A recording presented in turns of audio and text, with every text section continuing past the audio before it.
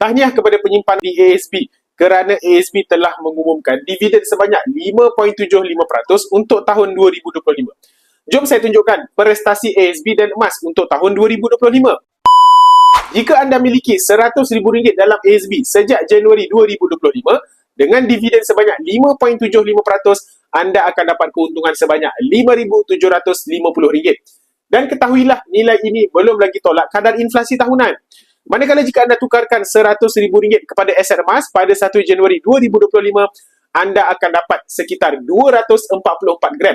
Yang mana harga pada 1 Januari adalah sekitar RM409 untuk segram.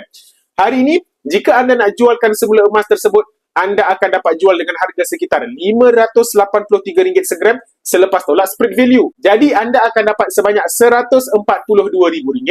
Kita dapat lihat keuntungan sebanyak RM42,000 dalam masa setahun sahaja. Jadi persoalannya mana lebih untung? Namun kita masih lagi perlukan simpanan tunai sebagai simpanan jangka masa pendek, sebagai simpanan kecemasan. Tapi apa yang mentor saya, Tuan Haji Muhammad Zulkifli Syafiee, penulis buku Wang Emas dan juga buku Misi Bebas Hutang, pesan, hadkan simpanan tunai untuk kegunaan 2 tahun akan datang. Selebihnya simpanlah dalam bentuk emas untuk dapatkan keuntungan yang lebih baik.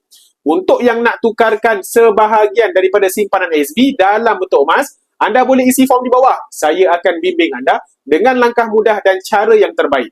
Dapat sesuatu, boleh follow.